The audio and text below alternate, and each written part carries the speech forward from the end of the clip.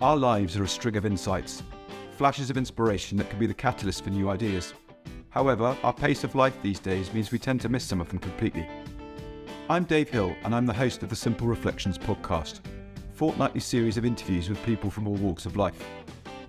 Our conversations are an invitation to reflect on some of the simple insights my guests have had that have gone on to have a profound impact on their lives. So grab a cuppa and a biscuit, join us, slow down for a little while and see what shows up for you.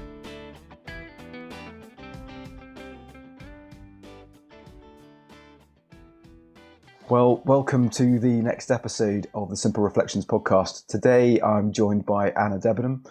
Anna is the founder of the Insight Alliance, which is an amazing organisation based in Oregon in America. And they are working with mainly with the criminal justice world, working in prisons, working with people that have come through the prison system. And I've just been really fascinated by the work that she's doing with her team, and I thought it'd be really wonderful to bring her on today. So welcome. Thank you so much for joining us. Thank you very much for having me. No, it's really cool.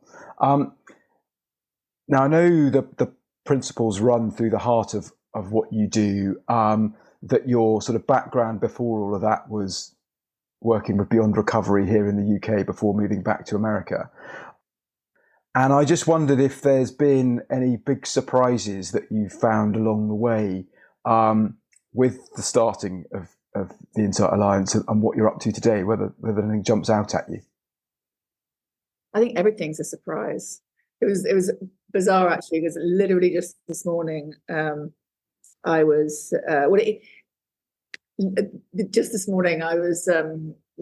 was thinking to my husband, because I've got this hoodie on, and it was actually made by one of the youth that had come out of the youth facility, and we're actually going into McLaren today, which is the youth facility. And I was like, oh, that's so cool, because I'm wearing this hoodie, and I can kind of highlight it with the youth to say this actually was created by one of the guys that came out of prison, came through our program. He's a barber. He's making sweatshirts, t-shirts with his own design on, and he's doing really well. And then I was thinking, God, I was the last person probably in my school that anyone would think that I'd actually be doing something useful. All my school reports were like, Anna doesn't apply herself, and Anna doesn't this, and whatever. Anyway, that was kind of a side. So I think that everything's a surprise, because I still to surprise myself with how, understanding my own mind and having clarity and having sort of space in my head is, kind of continues to give me fresh ideas, fresh thoughts, different ways of doing things, and kind of expanding the work. And I think something that's surprising and not surprising, because we both know that this is life-changing and, how amazing it is, but just how it kind of continues to ripple out, and we get phone calls and emails and letters from facilities that we don't have any connection with, saying, oh, I've heard about your program sort of through the inside network, and we'd love you to bring your program here. Or we'd get a call from one of our someone in the community said, I'd love you to come and do an intensive with my team, because I've heard how helpful it is with the populations that we work with, and I think our staff could use it.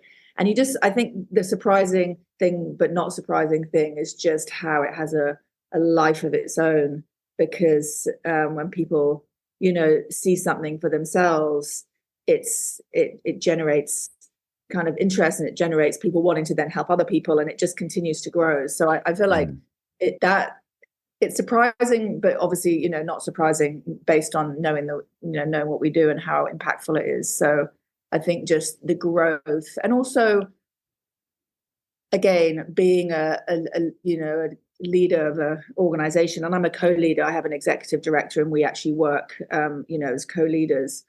Just relationship, just how, the relationship I have with her, the relationships we have with our team, the relationship I have with myself, and how my own growth and stepping into leadership, and how that's totally changed over the years. So I feel like everything is a surprise, because I'm not expecting it. You know what I mean?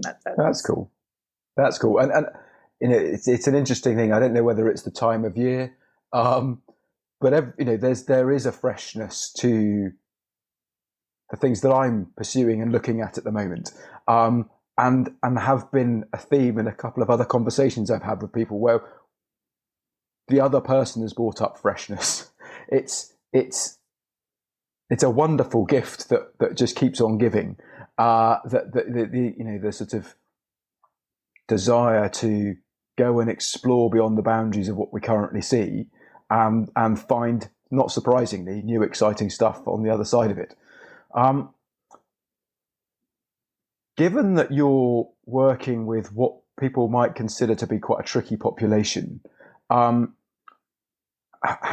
you found, now that you've been doing this for a while, that they're coming in more warmed up to work with you, in terms of they've heard stories within the system about the work that you're doing? Or are you still finding that some of your clientele are resistant to start off with still?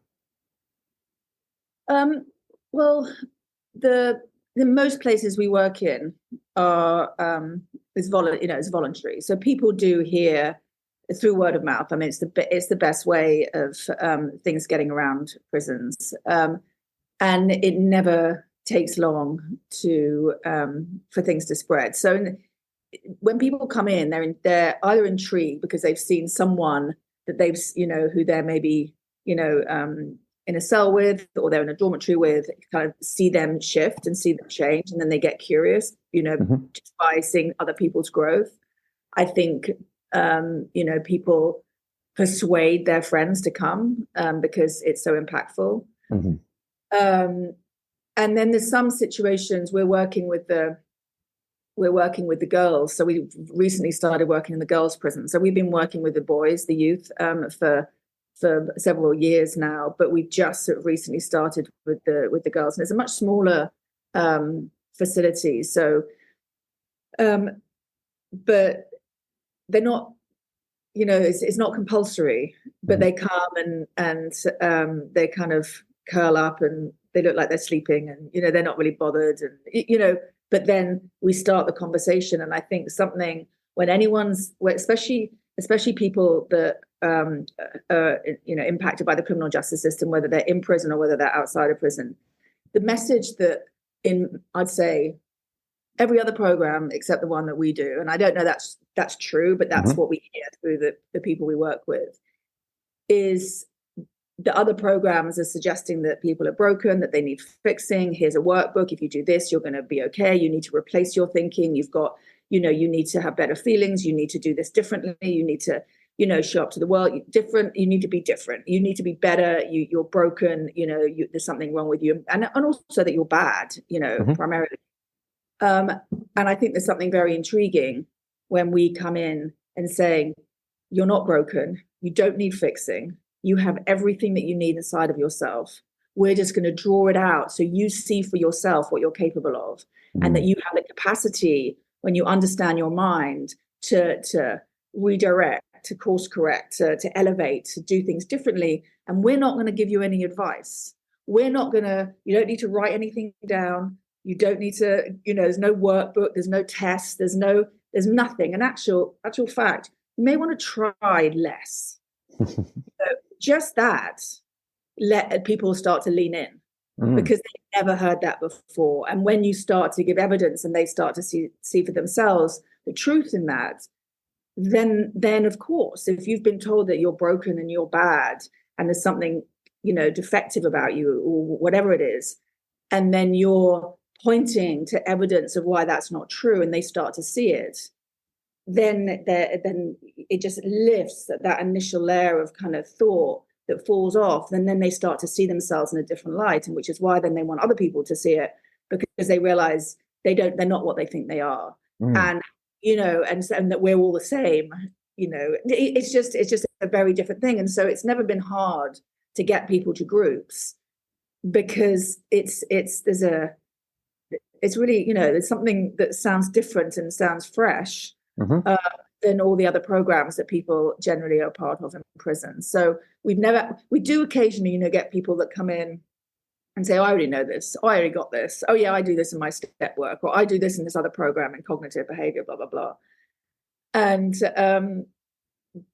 but over time, then as the mind starts to quieten and they start to, and we're always saying to sort of see something fresh, see something new, see something that you haven't seen, because everyone's seen some things. but let's put all that down and let's really explore what we don't know yet. Yeah. And then it invites people to kind of get past that kind of thought of, oh, I got this, oh, I didn't know this, but then that you just kind of, that sort of tends to fall off. And but yeah, I'd say that by and large we get a good, we get waiting lists and good retention, because it's a very different thing we're pointing to. So there must be a huge amount of joy for you and your team in terms of seeing the light bulbs come on around the room as people just start going, ooh, and they just, their ears prick up and they sort of lean in a little bit and go, huh, right, come on then, show me what you're made of, in a really sort of, this is you've got my attention now. Yeah, and especially when you're also saying that that your experience is coming from the inside and not the outside. Mm-hmm. Everything you're experiencing is happening within you. It's not happening outside of you, and no one has the power to make you feel anything. And I think there's a liberation and there's agency that comes with that too, because they're in an environment where it feels like other people make them feel certain things. The guards make me feel angry, or my bunkie makes me feel. And so you start to even introduce the idea that feelings don't happen on the outside, that they're a reflection of thought in the moment, and they're not anything to do with anybody else. That's intriguing. And it's like, nah, I'm not sure about it. Great. Well, don't take my word for it. We're going to explore that over the next 10 weeks. And then you're going to start to see for yourself. Yeah. So you're just inviting that kind of total shift in how people start to see the world, and then how impactful that is as well. Mm. You mentioned the fact that the program for those incarcerated is a 10-week cycle of events. But I also know you do sort of peer mentor work. I'm assuming that's outside of prison when people move on. Is that something that the majority sign up to do, or is that something that again, yeah, is there a direct link, or is it just sort of see what shows up? Well, there's a direct link in the fact that everybody who has been through the program and when they get out of prison, have the opportunity of having a mentor.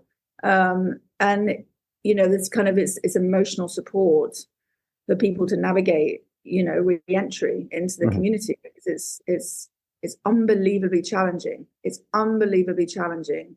All the hurdles and the obstacles that you have to kind of get through, not just to kind of maybe get a new ID. And if you haven't got, you want to get an ID, but you haven't got a birth certificate because it got lost somewhere down the right line. And then you've got to get a birth certificate, which costs a certain amount of money. If you can't get a birth certificate, you can't get an ID, and then you can't, get basic services and even set up for food stamps, or, get a job, or all those things rely on, so it's the support when people are getting out that's actually really, really helpful. And so peer mentors as well just really help with the kind of, just dealing with life on the outside. As some people have been away for a long time, and there's ways that it's challenging. So we have a really good group of peer mentors, all who've come through the program, get training in mentorship, and also then get ongoing, sort of depth of insight training, or, sort of being in groups. And we have, supervision and things that then allow them to kind of go deeper, that then they can support the people that they work with in a really profound way. So it kind of one led on for the other, because you realize, you start to notice, understanding your mind is really helpful, but you also need, actually, you need different support as well. You need tangible support when you get out, because it's harder than I could ever imagine when I started. There's definitely some practical things there. There's a real crossover with some of the veterans that I'm working with as they're leaving, that they really struggle with the fact that they probably won't say it while they're in, but when they get out, realize they've been well looked after in terms of housing's been sorted, food's been sorted, pay's been sorted, all of those things, where to be and when, all really quite clear. And then all of a sudden they're cut loose and they're off on their own. There are similar issues there in terms of access, having feeling you have the agency to access things. let alone knowing where to go and look. And I know regimentally we've done quite a bit in terms of creating a network that allows people to tap into that as much as we can do. But it is reliant on people putting their hands up. There isn't a sort of handover, takeover, as it were, unfortunately. But maybe that will come in time. Yeah, totally. And there's, some people want to just get out and get on with their lives, and some people really, really want to give back and want to be part of a community. I mean, we had all our mentors. We had a big dinner. We have ongoing, it's community, and so we had a huge table we put down in the middle of our office, and everyone bought food, and it was just really fun. So it continues that community as part of doing well is knowing that you've got support and knowing that you've got community and that we're here, like always, we don't. So and that's helped by having mentors as well. I'm not going to hold you to this number completely, but how many people would you say have been through the program since you set up? Oh my God, that's a question that Lynn's would be better asking at, because when we do we have to give numbers, and numbers are not my strength. Ballpark. I mean, I'd say 5,000. I mean, wow. And I mean, now too, we're working in schools too. So we're literally just this week we're starting programs in a tier 3 high school. So that's the kids that maybe have parole officers, or they've got ankle monitors on, and they're about to kind of maybe not graduate and get kicked out and stuff. And so we're starting a program with them, which is beautiful, because it's like there's a really, you see the direct kind of school to prison pipeline, and foster care to prison pipeline, and how we can kind of get in there before people then end up in prison. And so there's that school. There's another school district as well, David Douglas School District, which we're starting to work with. And so it just, and a couple of our teachers, you have that lived experience of coming through that pipeline. So then you can see, then it's very enlightening, and it's very just heartwarming when you're a kid and you don't think you're going to make it, to see people that have actually made it, and they're coming, and they're actually doing really, really well. So it's I love the fact that we can work further downstream, catch them before they get in there. In a good way, catch them. In a good way, catch them. In a good way, catch them. Help set them up for success rather than for going through the ringer. Yeah, totally.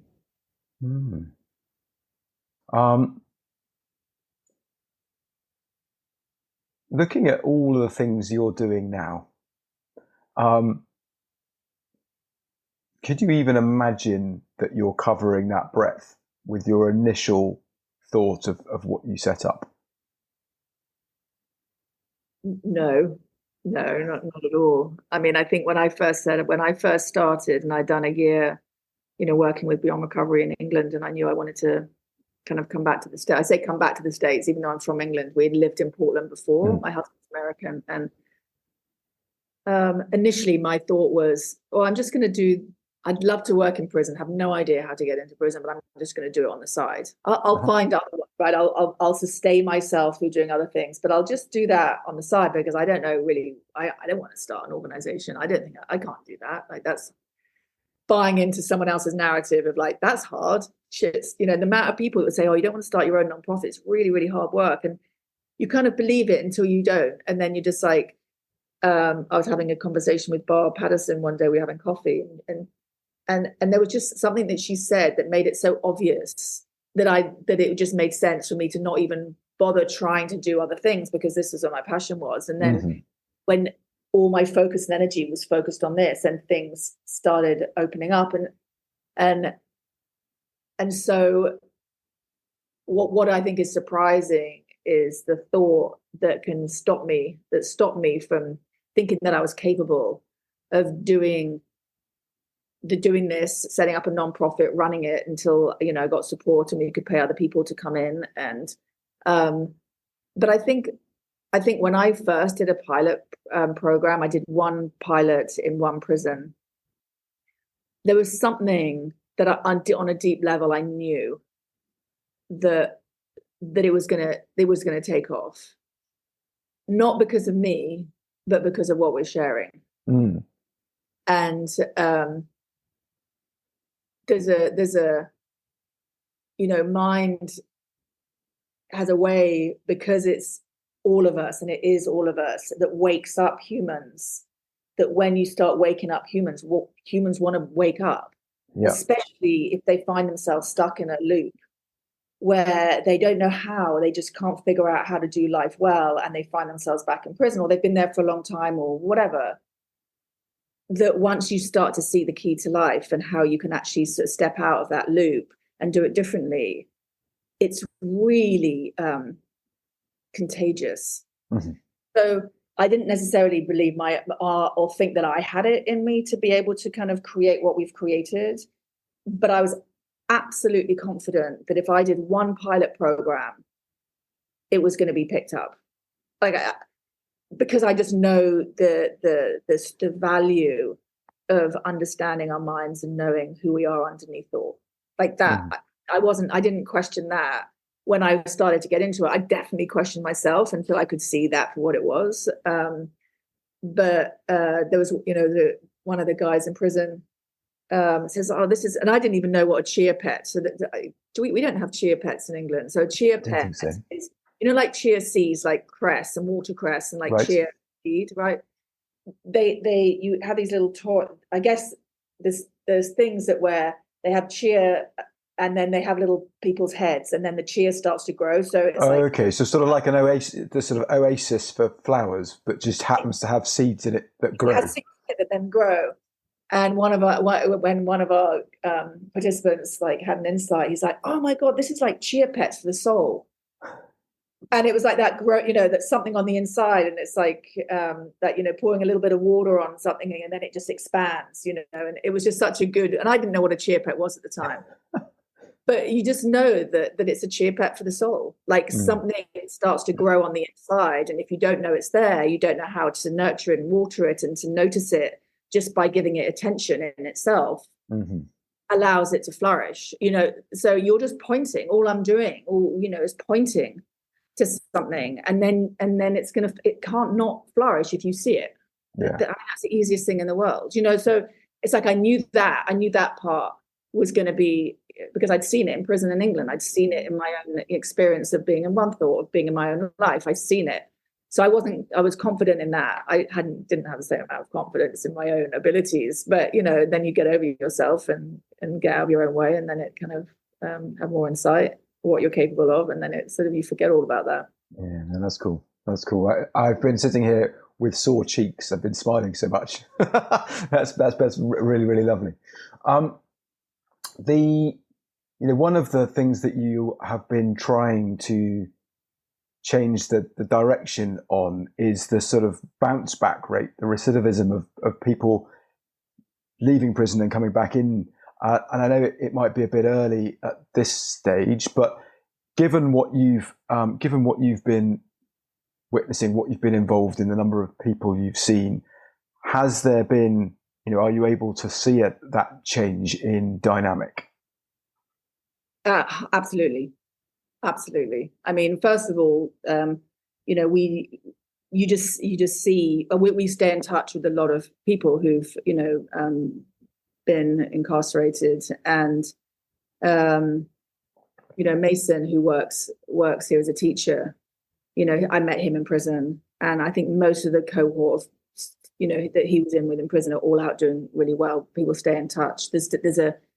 But I mean, apart from seeing that kind of anecdotally and knowing that we stay in touch with a lot of people, or people that have been in prison that are part of our team, and then they're in touch with other people that have been through our program, and you just see that how well people are doing out of prison. And also, I'll get total random messages and letters saying, "You probably don't remember me, I was in your program 3 years ago, but I just want you to know, like, this program totally changed my life, and I'm married, and I've got a really good job, and I'm back in touch with my family," and you just kind of, your heart's warmed by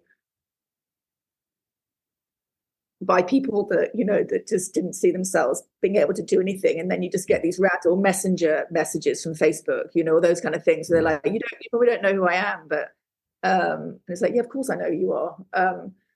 But and then also, we did a 5-year research project. So we did, randomized control groups. We followed people, up to 9 months after they'd taken the program, just to see the longevity of not just after the 10 weeks, like how much does this impact you sustainably and change, like going forward. And, it was peer reviewed, and it's in the Journal of Offender Rehabilitation. And the what it points to, one of the huge things it points to is the reduction in trauma, but also, it's reduction in recidivism, the reduction in violence, the reduction in depression, the reduction in sort of things that actually will then put people back in prison because of, substance use or violence or whatever it is, and things that feel just who they are rather than realizing it's a behavior that's not who they are. It's just a reaction to thought. And when you don't react to a thought or a feeling, then that behavior starts to shift. So you see that it's so simple. And where so many people are out doing really well. And also there's people in prison that won't ever get out, but you hear from them and how different their experience of being incarcerated is. They found freedom in prison, they're having a experience. So it definitely sort of, absolutely, there's incredible evidence to show that it sort of helps to end recidivism for sure. Well, that's fantastic. Really lovely to hear, and just generally encouraging about sharing this stuff as broadly as we possibly can. Talking of sharing things broadly, it was probably a couple of years ago, and your dabble with the TEDx. I just wonder how that came about, and whether that was helpful in terms of highlighting the amazing work that you're doing, and whether that's just, you're reaping the benefits of that now, with the expansion that that you've been going through recently. Yeah. Well, it was totally random how it came about, because I'd actually never really watched TED Talks before, so I didn't actually know what I was getting myself into, really. But our board chair at the time knew the kind of community of people here who did TED Talks and that had the franchise here. And I'd actually been working with her daughter because she'd been struggling with depression. And so we did an intensive together, and the daughter, having done this, because she was incredible. She was 14 at the time. She was going through kind of, a lot of sort of anxiety and, things that kids go through, but in a way that she'd sort of been diagnosed. And then it was like, well, before you put on medication, please let's do some work together. And she, had amazing insights. And she suggested to her mum, she's like, oh, this should be a TED Talk. Anna should do a TED Talk. And then I was like, whatever, I didn't really think about it. And then at some point, Robin had said, okay, can I put you forward for a TED Talk? And I was like, yeah, sure, whatever. Literally not really understanding, and also not thinking for a minute that I'd be accepted to do it, because why would you, it's just not, I just didn't cross my mind, literally didn't think that and then a week later, she said, I got a call from the TEDx people, and they said, we love this idea, because the title of the thing was reimagining. Mm-hmm. So it was what I was talking about, reimagining the criminal justice system, reimagining how we do life. It was a really good sort of, but then they said, okay, if you can make these dates, then you're in. So I got accepted without even talking initially to the guy, that he loved the idea so much and thought that it was really cool. So then you go through this whole process of having to come up and say, talk about what you want to talk about, but it has to be really succinct. And I think that the harder piece of it was actually, you'd need to come up with what you want. And I had a TED coach, so I don't, you have someone that kind of points you in a direction, helps you kind of formulate what you're going to say. And then when you practice, you're around, the guy who owns the franchise was a old Nike exec, Nike kind of creative guy. So he had a team of kind of real sort of, tech bros, as I call them, just all kind of around the table, and you just stand up and share. And they didn't really get what I was talking about. And that I found was worse, because they'd verbally kind of like, well, that doesn't make sense. That's not true. What about this? What about that? And you've got people then picking it apart, because then you've got to get, like, okay, I've got to get simpler. I've got to get simpler. You've got to get so simple, because these guys sitting around the table literally have no idea what I'm trying to say. And so you just realize that you need to simplify and simplify and simplify till it's a universal message where everyone can understand it. And I changed everything that I was going to say 2 nights before I did it, because I had one thing where I thought that I was ready to go. I'd had it in my head and all the things. And then it just got shredded, literally shredded by this team. And so I was there till, I don't know, midnight with my TED coach, totally rewriting the whole thing. And then doing it 2 days later. And the only thing that kept me going was I'd have the thought in my head, it's not, you'll be alive in the morning. You will be alive in the morning. It doesn't matter. You can totally fuck it up, but you'll be alive in the morning. I mean, that was the thing that got me through it. And so it was an amazing experience. Would I do it again? No. But not that I probably get the opportunity. But yeah, I mean, it has been really amazing. I think not in the ways that, it's someone people say, the TED effect, that it gets you. But I think for our work, it's used as a kind of, people share it to say it is because I had to simplify it and it's clear, no one else understood it when I was practicing, that I think that it's a very clear way of sharing what it is we actually do. And that's why I say I'm not a counselor, I'm not this, I'm not that. No, I don't do this, because people kept asking, well, are you a guard? Do you do? Are you a teacher? Are you a this? Are you a that? And you have to kind of really simplify it. So I think that it's really helpful in drawing people into the message of what it is that we do. Because sometimes, it's like hard to talk about because we're pointing to something that is formless, is invisible, So when you actually kind of have something that points to it, it's helpful for board members and helpful for other people. They go, well, just watch this, and you'll hear more about what we do. Kind of thing. So yeah, well, I think so. I found it as an amazing resource. I've shared it with all kinds of people, all kinds of clients, and with varying different sort of starting points. And because of it, the clarity and simplicity of it, it just lands. And so, thank you for persevering with it, because it is something that's getting used and is being really, really helpful. So thank you for that.